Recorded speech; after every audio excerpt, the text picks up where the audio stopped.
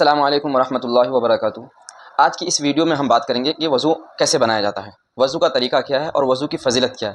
میرے محترم بزرگوں دوستو، وضو بہت بڑا ایک عمل ہے، کیونکہ حدیث شریف میں آتا ہے، حضرت جابر بن عبداللہ رضی اللہ عنہ روایت کرتے ہیں کہ رسول اللہ صلی اللہ علیہ وسلم نے ارشاد فرمایا کہ جنت کی کنجی نماز ہے، جنت کی کنجی نماز ہے اور نماز کی کنجی وضو ہے۔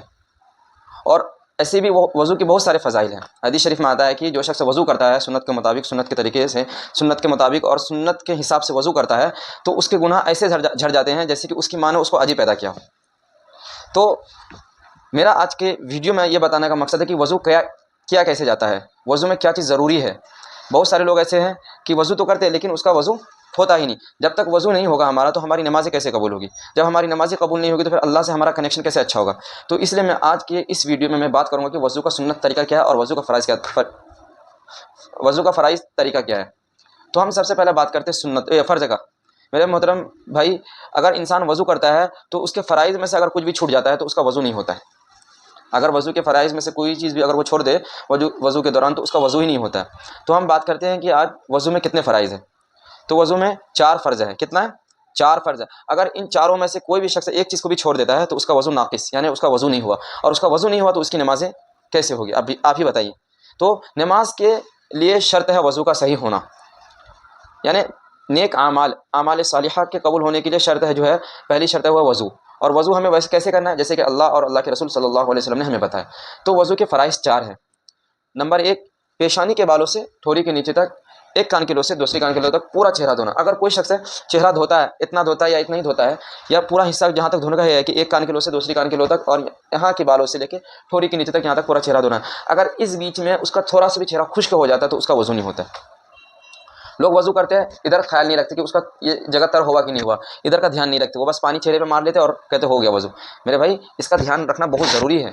یہ جگہ کا تر ہونا، یہ جگہ کا گیلا ہونا بہت ضروری ہے۔ جب تک یہ ہمارا پورا حصہ تر نہیں ہوگا ہمارا وضو مکمل نہیں ہوگا۔ اور دوسرا ہے دونوں ہاتھ کوہنیوں سمیت دھونا۔ کوہنی بولے تو یہاں سے لے کے پورا ہاتھ، یہ دونوں ہاتھ دھونا، دونوں ہاتھوں کو دھونا یہاں سے لے کے یہاں تک۔ سمجھ میں آ رہا ہے آپ کو؟ اور اس میں ناخن کا خلال کرنا، انگلیوں کے خلال کرنا۔ اور عورتیں جو حضرات ہوتی ہے وہ آٹا وغیرہ گوندتی ہے تو اس کے ہاتھوں میں آٹا لگا رہتا ہے، نیل پالش لگا رہتا ہے، تو اس سے وضو نہیں ہوتا جب تک کہ ہاتھ گیلا نہ ہو۔